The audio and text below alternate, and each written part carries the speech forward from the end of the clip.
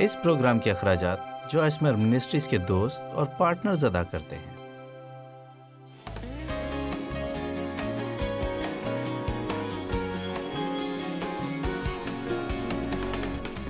لیکن ہمیں اپنی زندگی میں سے دوغلے پن کو ختم کرنا ہوگا، اور یعقوب اسے اس طرح بیان کرتا ہے کہ ایک ہی منہ سے ہم خدا کو مبارک کہتے ہیں اور اسی سے لوگوں پر لعنت کرتے ہیں۔ خیر، میں چاہتی ہوں کہ جب میں آپ سے بولوں تو میرے الفاظ میں قوت ہو، میرے الفاظ پر بھرپور مزہ ہونا چاہیے۔ اگر میں یہ توقع کرتی ہوں کہ آپ یہاں بیٹھ کر سنیں اور پھر بار بار دوبارہ سننے آئیں یا روز ٹی وی پر پروگرام دیکھیں تو میرے الفاظ پر مزہ ہونا چاہیے۔ لیکن اگر گھر میں بند دروازوں کے پیچھے میں اپنے منہ کو بہت سی ایسی باتوں کے لیے استعمال کروں جو خدا کو پسند نہیں، اور لوگوں کے سامنے خدا کے کلام کی منادی کرنے کی کوشش کروں، تو میرے الفاظ مسح شدہ نہیں ہوں گے۔ لہٰذا آج میں آپ کی منت کرتی ہوں کہ اس بات کو سنجیدگی سے لیں، کیونکہ خدا کو آپ کی ضرورت ہے، وہ آپ کو استعمال کرنا چاہتا ہے، وہ آپ کی زندگی پر مسح کو اور پاک روح کی قوت کو بڑھانا چاہتا ہے، لیکن آپ کو اس کے ساتھ تعاون کرنے کی ضرورت ہے۔ الفاظ میں حیرت انگیز تخلیقی قوت پائی جاتی ہے۔ آئیں یسایہ 55 دیکھتے ہیں، یسایہ 55 کی 10 اور 11۔ کیونکہ جس طرح آسمان سے بارش ہوتی ہے اور برف پڑتی ہے اور پھر وہ وہاں واپس نہیں جاتی بلکہ زمین کو سیراب کرتی ہے اور اس کی شادابی اور رویدگی کا باعث ہوتی ہے تاکہ بونے والے کو بیج اور کھانے والے کو روٹی دے، ذرا بارش اور برف کے بارے میں سوچیں، وہ آسمان سے زمین پر آتی ہے اور اسی کی وجہ سے بیج پھوٹتا اور اچھا پھل پیدا کرتا ہے۔ وہ کہتا ہے کہ اسی طرح میرا کلام جو میرے منہ سے نکلتا ہے ہوگا، وہ بے انجام میرے پاس واپس نہ آئے گا، یعنی کوئی اثر کیے بغیر یہ بیکار نہ ہوگا، بلکہ جو کچھ میری خواہش ہوگی اور میرا منصوبہ ہوگا وہ اسے پورا کرے گا اور اس کام میں جس کے لیے میں نے اسے بھیجا مؤثر ہوگا۔ اس سے مجھے پتا چلتا ہے کہ جب میں اپنے منہ سے خدا کا کلام بولتی ہوں، اپنا کلام نہیں بلکہ خدا کا کلام اپنے منہ سے بولتی ہوں، تو یہ بیج کو پانی دیتا ہے جو میں نے اپنی زندگی کو مختلف سرگرمیوں میں بو رکھے ہیں، اور یہ اسے نشوونما دیتا ہے۔ مثال کے طور پر اگر آپ باقاعدگی سے دیکی دینے والے بنیں گے تو اپنے پیسوں کے بارے میں احتیاط سے بات کریں۔ اگر آپ نے خدا کی بادشاہت کی زمین میں بیج بو رکھا ہے تو اپنے مالی مستقبل کے بارے میں منفی الفاظ بولنے کے وسیلہ سے اس بیج کو نہ مار دیں۔ جب آپ کہتے ہیں میں کبھی قرض سے نہیں نکلوں گی، میرے پاس کبھی پیسہ نہیں ہوگا، میں کبھی بھی کسی چیز کو خریدنے کی حیثیت نہیں رکھ سکوں گی، نہیں، آپ کہیں میں دیکی دوں گی اور خدا میری ضرورتوں کا خیال رکھے گا۔ میں دم نہیں سر ہوں، پس نہیں سر بلند ہوں، میں بہت سی قوموں کو قرض دوں گی لیکن خود مجھے کبھی بھی قرض لینا نہیں پڑے گا۔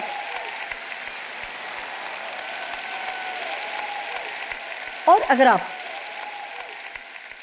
آپ لوگ سوچ سکتے ہیں کہ ایسا ہونا ناممکن ہے، لیکن میں جانتی ہوں کہ ایسا نہیں ہے۔ کل رات میں نے یہاں ایک اقرار بیان کیا تھا جو میں نے 1977 میں کیا تھا۔ اس سے پہلے میں کسی اور کو اس پر منادی کرتے سنتی۔ میں بہت منفی سوچ رکھنے والی تھی اور خدا نے مجھے اس سوچ کو ختم کرنے کو کہا۔ 6 ماہ بعد میں نے سوچ کو ختم کر دیا لیکن کچھ بھی تبدیل نہیں ہوا، اور خدا نے کہا کہ خیر تم نے ابھی بھی کوئی مثبت بات کرنا شروع نہیں کی۔ خاموش ہو جانا کافی نہیں ہے، کچھ اچھا بھی کہنا ہے۔ آمین۔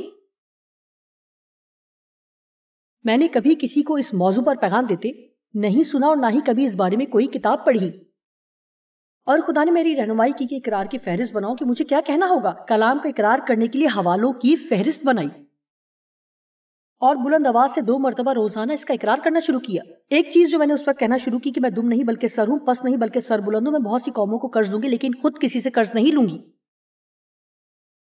یہ استثنا 28 باب میں ہے۔ یہ بہت حیرانی کی بات ہے اور یہ حیران کن ہے کہ خدا نے ہمیں عالمگیر خدمت دی ہے اور ٹی وی کے ذریعے ہم 2/3 دنیا میں منادی کرتے ہیں اور ساری دنیا تک پہنچتے ہیں، اور 18 مختلف ممالک میں ہمارے دفاتر ہیں، اور جو کچھ بھی ہم نے لیا ہے کسی بھی چیز پر ہم نے 1% بھی سود نہیں دیا ہے، ہم نے سب کچھ نقد خریدا ہے۔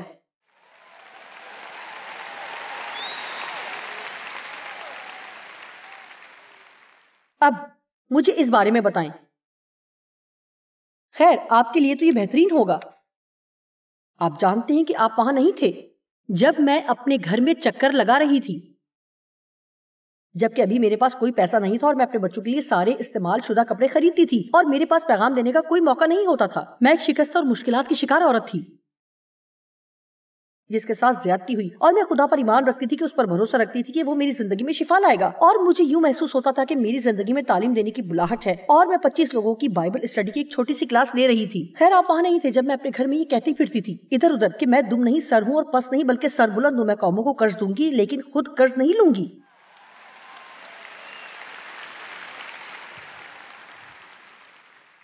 میں تصور بھی نہیں کر سکتی تھی کہ خدا کی دی ہوئی حکمت کے مطابق بچا کر رکھا ہوا پیسہ خدا کے کام میں استعمال کرنے کے قابل ہو سکوں گی یا ایسا کروں گی۔ میں یہ نہیں کہہ رہی کہ اگر آپ ایسا نہیں کرتے تو یہ غلط ہے، میں صرف آپ کو یہ بتا رہی ہوں کہ میرا یہ ایمان ہے کہ یہ ان تمام برسوں کے اس حوالے کا اقرار کرنے کا پھل ہے۔ ایک اور چیز جو میرے اقرار کی فہرست میں موجود تھی اور یہ کہ اس وقت میرے بچے جب بہت چھوٹے تھے، میرا مطلب ہے جب میں نے ان چیزوں کا اقرار کرنا شروع کیا تو ان میں سے کچھ بھی موجود نہیں تھا۔ میں خود کو بے وقوف محسوس کرتی تھی۔ سب مجھے پیار کرتے ہیں اور میں سب سے پیار کرتی ہوں، لوگ مجھے برداشت نہیں کر سکتے اور نہ ہی میں انہیں پسند کرتی ہوں۔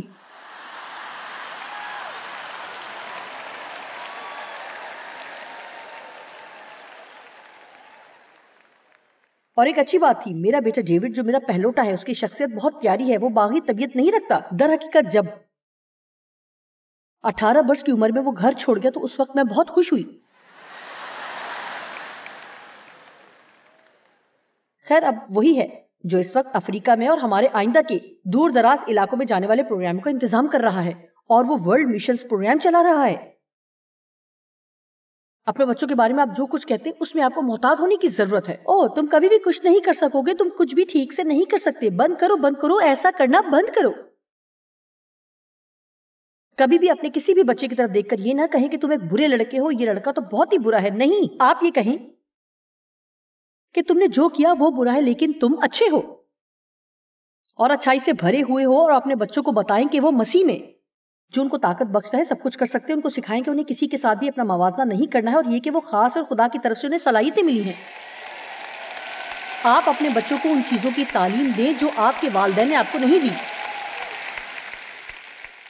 میری بیٹی لورا جو کل رات یہاں تھی، وہ الہی حکمت اور نظم و ضبط سے کام کرتی ہے اور وہ قوت سے بھرپور ہے، جبکہ وہ سب سے سست ترین تھی۔ میرا مطلب ہے اس کی بے ترتیبی کی وجہ سے جو وہ ارد گرد بکھیرے رکھتی تھی، میں اس سے بہت جھگڑتی تھی، اور اب وہ چیزوں کو سنبھالنے میں میری مدد کرتی ہے۔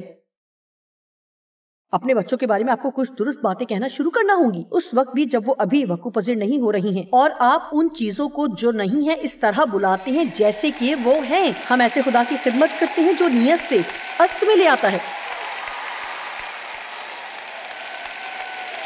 ہر چیز کو اس طرح کہنا بند کریں جیسے وہ ہمیشہ ایسے ہی رہیں گی، بلکہ شاید پہلے سے خراب ہوں گی۔ یہ تو کبھی بھی تبدیل نہیں ہوں گے، تم کبھی بھی نہیں بدلو گے، میرے پاس کبھی بھی پیسہ نہیں آئے گا۔ مجھے امید ہے کہ آپ وہ دیکھ سکتے ہیں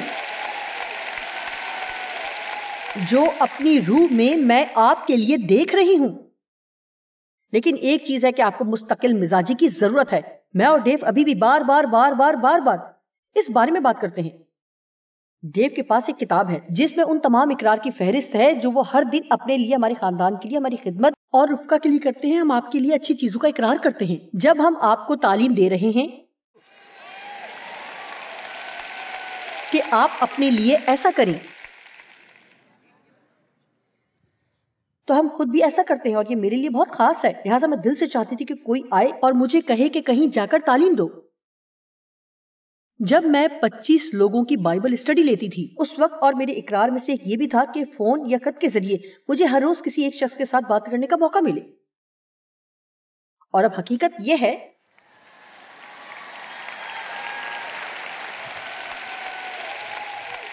اور یہ واقعی اچھا تھا۔ میں ایک تابعدار بیوی بنوں اور مجھ میں کسی طرح کی کوئی بغاوت کام نہ کرے۔ حقیقت میں خوش ہوں کہ میں نے یہ اقرار کرنا شروع کیا۔ او خدا، میرا منہ بند ہونے والا نہیں تھا۔ کوئی شخص مجھے بتا ہی نہیں سکتا تھا کیا کروں اور کیسے کروں۔ اور پھر میں نے بائبل میں سے اے بیوی اپنے شوہروں کی تابع رہو والی آیت کو قبول کیا۔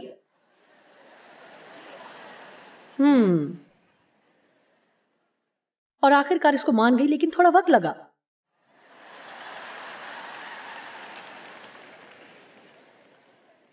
میرا ایک اقرار یہ بھی تھا میں خدا کے کلام کی استاد ہوں۔ او میرے خدا، اس سے مجھے بہت کچھ یاد آ گیا جب میں نے یہ کام شروع کیا تھا۔ کاش آپ جان سکتے کہ میں کس حالت میں تھی، کاش آپ اس بات کو سمجھ سکیں کہ خدا کے کلام نے میری زندگی میں کیا کیا کیا ہے۔ یہی وجہ ہے کہ میں اس قدر جوش و خروش سے خدا کے کلام کی منادی کرتی ہوں، کیونکہ میں جانتی ہوں کہ اگر آپ اس پر عمل کرتے ہیں تو اس سے محبت کرتے ہیں، اسے بولتے ہیں، اس کا اقرار کرتے ہیں اور اس پر دھیان دیتے ہیں اور اپنی زندگی میں اسے مرکزی حیثیت دیتے ہیں، تو خدا کے کلام میں طاقت پوشیدہ ہے کہ آپ کی زندگی تبدیل کرے۔ ایک بات جو میں کہتی ہوں وہ یہ کہ میرے سارے بچے اب شادی شدہ ہیں، وہ سب شادی شدہ مسیحی ہیں۔ خیر اس وقت کوئی بھی شادی شدہ نہیں تھا اور اب سب کی شادی مسیحیوں کے ساتھ ہوئی ہے، لہٰذا خداوند کی تعریف کریں۔ کلام کام کرتا ہے، جو کلام میرے منہ سے نکلتا ہے وہ بے انجام واپس نہ آئے گا، بلکہ جو کچھ میری خواہش ہوگی وہ اسے پورا کرے گا۔ جب میں باہر جا کر پیغامات کی سیریز کی منادی کرتی ہوں تو خود کو یہ سب یاد دلاتی ہوں۔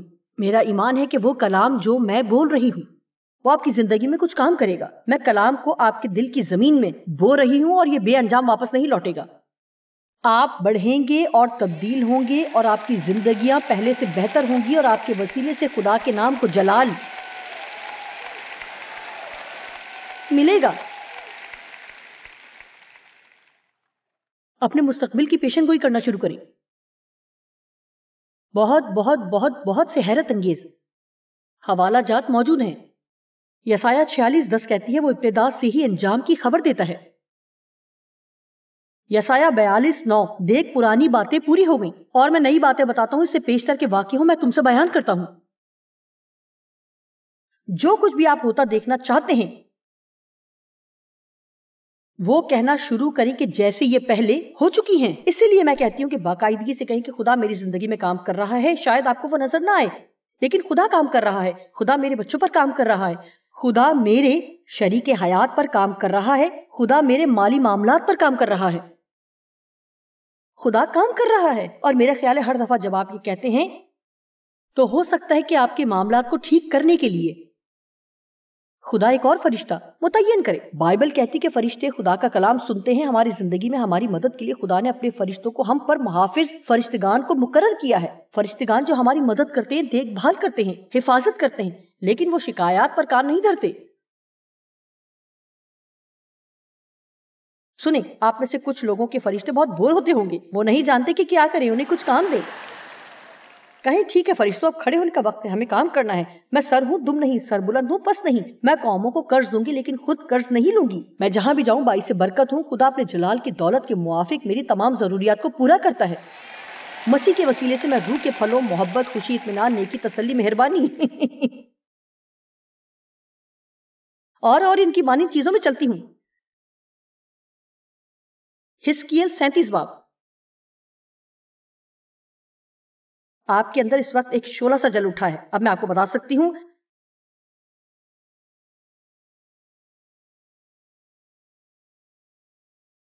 کہ آپ نے گھر جا کر پہلا کام کیا کرنا ہے۔ ہوم ورک کرنے کا وقت ہے، آپ کو کاغذ کا ایک ٹکڑا لینا ہے۔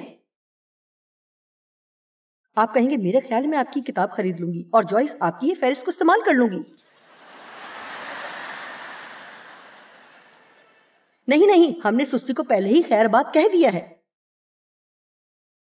جی آپ کتاب خریدیں، میں اور میرا بڑا منہ اسے خریدیں۔ اگر ختم ہو جائے تو آرڈر کریں۔ آپ اسے نمونے کے طور پر استعمال کر سکتے ہیں لیکن اپنا ہوم ورک خود کریں۔ وہ چیزیں لکھیں جن کی آپ کو ضرورت ہے اور وہ چیزیں جو آپ اپنی زندگی میں اور اپنے خاندان میں تبدیل ہوتے ہوئے دیکھنا چاہتے ہیں۔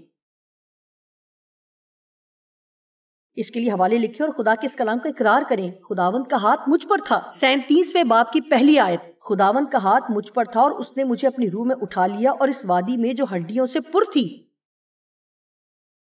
مجھے اتار دیا اور مجھے ان کے آس پاس چوگرد پھرایا، اور دیکھ وہ انسانی ہڈیاں وادی کے میدان میں بکثرت اور نہایت سوکھی تھی۔ سوکھی ہڈیاں، اے خدا میں بھی خود کو ہڈیوں کا ڈھانچہ محسوس کرتی ہوں۔ اور اس نے مجھ سے فرمایا، اے آدم زاد کیا یہ ہڈیاں زندہ ہو سکتی ہیں؟ اے خداوند خدا تو ہی جانتا ہے۔ پھر اس نے مجھے فرمایا ان ہڈیوں پر نبوت کرو، ان سے کہہ کہ اے سوکھی ہڈیوں خداوند کا کلام سنو۔ مجھے یہ بہت پسند ہے۔ خداوند خدا ان ہڈیوں سے یوں فرماتا ہے کہ میں تمہارے اندر روح ڈالوں گا اور تم زندہ ہو جاؤ گی، اور تم پر نسیں پھیلاؤں گا اور گوشت چڑھاؤں گا اور تم کو چمڑا پہناؤں گا اور تم میں دم پھونکوں گا اور تم زندہ ہوگی اور تم جانو گی، سمجھو گی، احساس کرو گی کہ میں خداوند خدا ہوں، قادر مطلق، حاکم کل ہوں، جو وفاداری اور تابعداری کی پرستش کے لیے بلاتا ہے۔ آئیے 7ویں آیت دیکھتے ہیں۔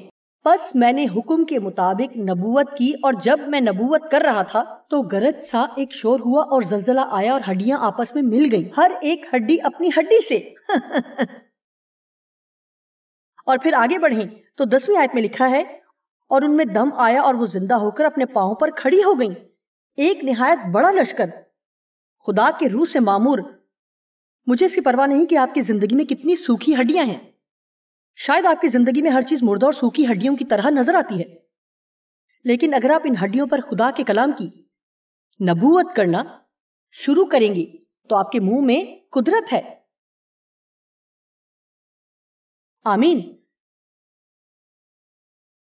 لہٰذا اپنے بولنے کے وسیلہ آپ اپنے مستقبل کے بارے میں درست بات کرتے ہوئے آپ اپنے مستقبل کے اوپر اثر انداز ہو سکتے ہیں۔ آپ مشکل میں ہوتے ہوئے درست بات کیسے کریں؟ جب آپ آزمائش یا ایذا رسانی کا سامنا کرتے ہیں تو آپ کے مستقبل کے ساتھ اس کا تعلق ہے۔ جب یسوع مصلوبیت کے وقت کے نزدیک رہا تھا، اس نے اپنے شاگردوں کو بتایا، اور یہ یوحنا 14 باب میں لکھا ہے، جس گھڑی کے بارے میں نے تم کو بتایا تھا وہ آنے کو ہے، اور اس نے کہا اب میں تم سے بہت سی باتیں نہیں کہوں گا۔ میرا خیال ہے یہ بہت دلچسپ ہے۔ یہ یوحنا 14:30 میں لکھا ہے، اس کے بعد میں تم سے بہت سی باتیں نہ کروں گا۔ اس نے ایسا کیوں کہا؟ یسایہ 53 میں لکھا ہے کہ اس نے اس بھیڑ کی مانند جسے ذبح کرنے کو لے جاتے ہیں منہ نہ کھولا۔ یہ سب کیا ہے؟ میں اس وقت تک اسے نہیں سمجھ پائی جب تک میں نے یہ نہیں سمجھا کہ یسوع بھی جب شدید درد کے وقت میں سے گزر رہا تھا تو اس نے بھی یہی فیصلہ کیا کہ وہ کچھ نہیں کہے گا۔ آپ جانتے ہیں کیوں؟ کیونکہ کئی دفعہ تکلیف میں ہوتے ہوئے ہمارے منہ سے اکثر غلط باتیں ہی نکلتی ہیں۔ لہٰذا وہ نہ کریں جو عموماً آپ کرتے ہیں۔ جیسے کوئی مشکل پڑے تو ہم فوراً فون کی طرف جاتے ہیں۔ اب آپ اس بات کا یقین نہیں کریں گے، یہ سب کچھ بار بار ہوتا ہے۔ میں آپ کو بتاتی ہوں کہ ہر بار جب مجھے پیسہ ملتا ہے ابلیس لے لیتا ہے۔ میں اس چیز سے تنگ آ گئی ہوں، میری جان کو آ گیا اور مجھے اس سے شدید نفرت ہے۔ میبل، آپ کے خیال میں مجھے کیا کرنا چاہیے؟ آپ ان سے اپنے بارے میں کیوں پوچھتے ہیں جنہیں خود نہیں معلوم کہ انہیں کیا کرنا چاہیے؟ جائیں، خدا کا ہاتھ پکڑیں۔ اب میں اپنا منہ بند رکھوں گی اور اس وقت تک کچھ نہ کہوں گی جب تک میں کچھ اچھا نہیں کہہ سکوں۔ بس کچھ وقت خاموشی کے لیے نکالیں۔ آمین۔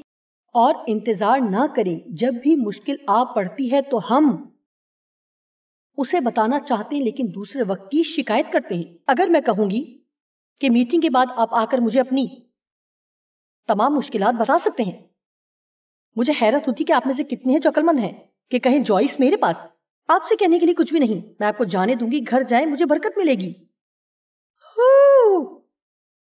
یہ واقعی بڑی بات ہوگی، ہے نا؟ خیر، ایک اور چیز جو ہمارے مستقبل پر اثر انداز ہوتی ہے وہ اپنے الفاظ پر قائم رہنا ہے۔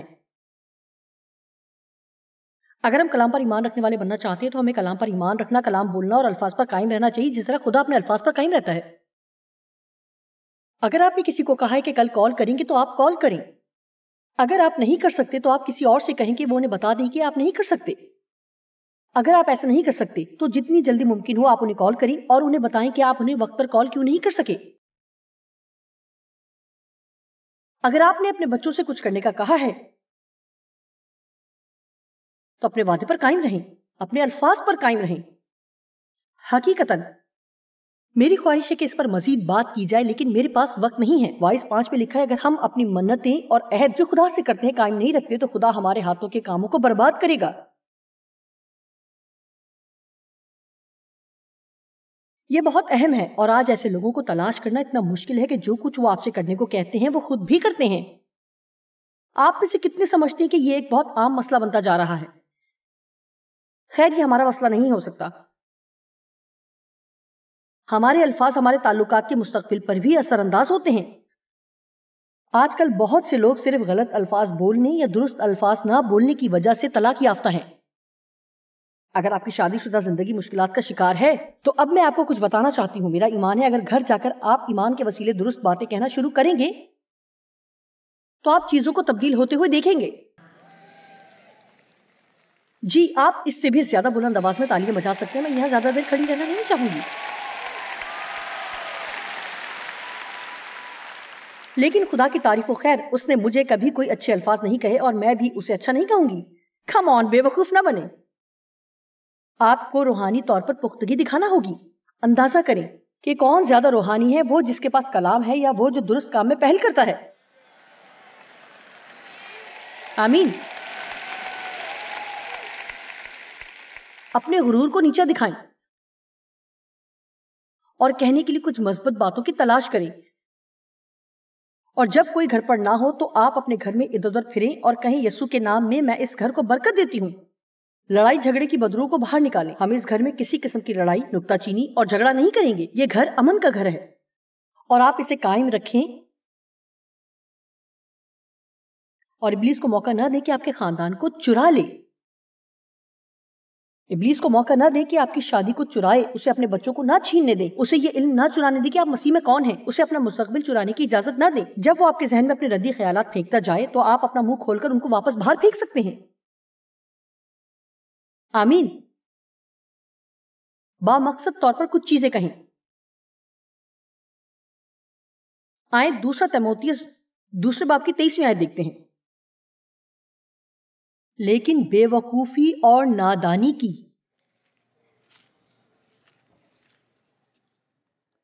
حجتوں سے کنارہ کر، یعنی مجھے ان باتوں کے لیے اپنا ذہن اور منہ بند رکھنا ہے جو کم عقلی اور کم علمی کی باتیں اور تنازعات کا سبب بنتی ہیں اور بے وقوفانہ سوالات کے جواب ہیں، کیونکہ تو جانتا ہے کہ ان سے جھگڑے پیدا ہوتے ہیں۔ یہ بات مجھے ہمیشہ حیران کرتی ہے جب میں ان باتوں کے بارے میں سوچتی ہوں جن پر میں اور ڈیو بحث کیا کرتے تھے اور لڑتے تھے۔ کچھ بہت ہی بے وقوفانہ باتیں ہوا کرتی تھی۔ ٹی وی پر کون سا ایکٹر ہے؟ آپ جانتے ہیں ڈیو کا خیال ہوتا تھا ہر ایک ہینری فونڈا، اور میں اس بات پر بھڑک اٹھتی تھی یہ ہینری فونڈا نہیں ہے۔ میں جانتی ہوں آپ میں سے کچھ کو معلوم ہی نہیں کہ ہینری فونڈا کون ہے، لیکن آپ جانتے ہیں۔ یا جب میں انہیں راستہ سمجھانے کی کوشش کروں کسی آدمی کو یہ بتانا کہ کس جگہ جانا ہے، بالکل بیکار بات ہے۔ میرا مطلب یہ بالکل ایسے ہی تھا کہ جیسے میں کہوں آپ کہاں جا رہے ہیں، ہمیں تو ہارڈ ویئر کی دکان پر جانا تھا۔ ہاں میں ہارڈ ویئر پر ہی جا رہا ہوں۔ نہیں، ہم نہیں جا رہے، ہم اس راستے سے وہاں کیسے جا سکتے ہیں؟ جی بہنوں، کچھ سیکھیں۔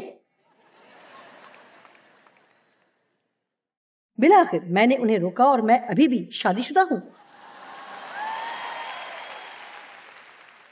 اور آپ جانتے ہیں کہ اب میں یاد بھی نہیں کر سکتی کہ آخری بار میں ڈیو سے کب ناراض ہوئی تھی۔ اور اگر آپ جانتے ہیں کہ میں کیسی ہوا کرتی تھی تو آپ کھڑے ہو کر چلا اٹھتے کہ یہ تو معجزہ ہے۔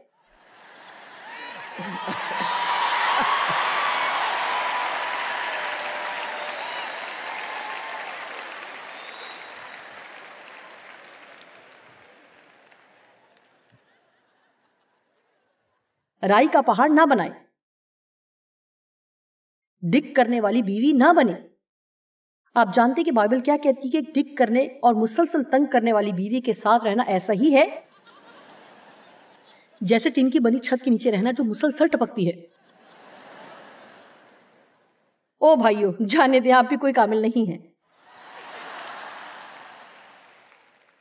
خیر، مجھے امید ہے اور میں دعا کرتی ہوں کہ خدا نے آپ کی زندگی اور روح کو اس بات کی سمجھ سے چھوا ہے کہ آپ کے الفاظ کس قدر اہم ہیں۔ ایسا نہیں ہو سکتا کہ آپ یہاں سے جائیں اور کبھی بھی کوئی غلطی نہ کریں، لیکن آپ جانتے ہیں کہ جب آپ ایسا کرتے ہیں خدا فرشتے کو دوبارہ بھیجے گا کہ پھر میرے ہونٹوں کو پاک کرے۔ جب آپ کسی شخص کو برا کہیں تو اتنی روحانی پختگی کا مظاہرہ کریں کہ اس سے معافی مانگیں۔ آپ کہیں آپ جانتے ہیں میں بالکل غلط بات کر گئی ہوں، مجھے یہ نہیں کہنا چاہیے تھا، مجھے ایسے نہیں بولنا چاہیے تھا، مجھے معاف کر دیں۔ دوسرے لوگوں کے لیے اچھا نمونہ بنے۔ آئیے دنیا میں نکلے اور خدا کے لیے تاریکی میں چمکنے والی روشنیاں بن جائیں۔ آئیں ہم سب کھڑے ہوں۔